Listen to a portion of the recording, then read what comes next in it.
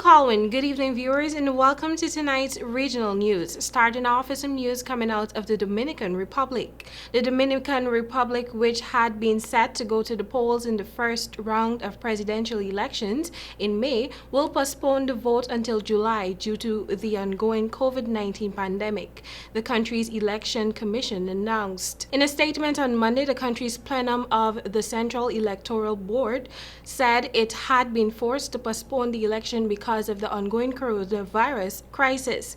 The election had been scheduled for May 17, but would be moved forward to July 5, the statement said. With more than 3,100 confirmed cases and nearly 180 deaths, the Dominican Republic is among the worst hit countries in the Caribbean.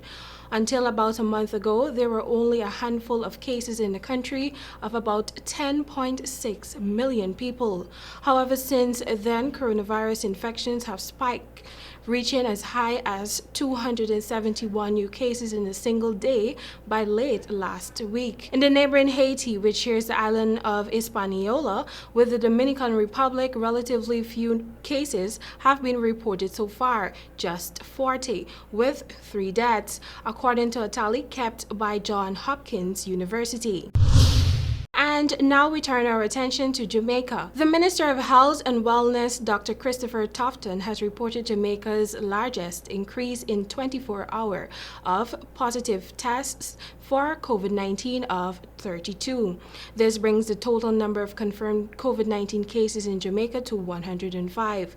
The minister was speaking at a press briefing at Jamaica House and informed that of the new lot of 32 positives, 5 were male and 27 female. Dr. Tofton indicated that the majority of new positive cases are associated with a business processing outsourcing BPO entity located in St. Catherine with a staff complement of 787.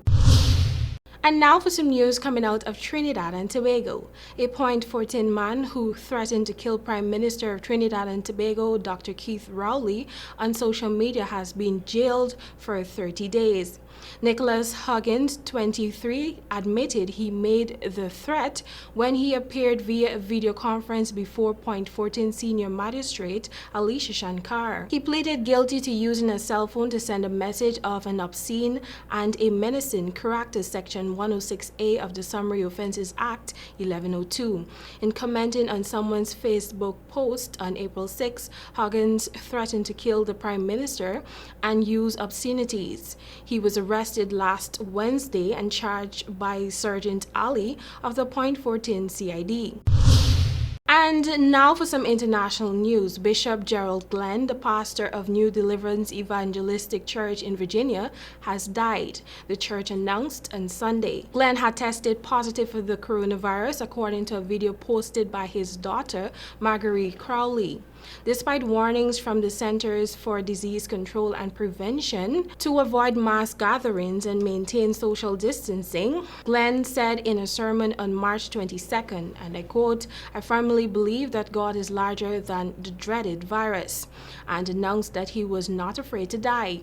It was the next day that Virginia Governor Ralph Northam issued his executive order banning all public and private gatherings of 10 people or more.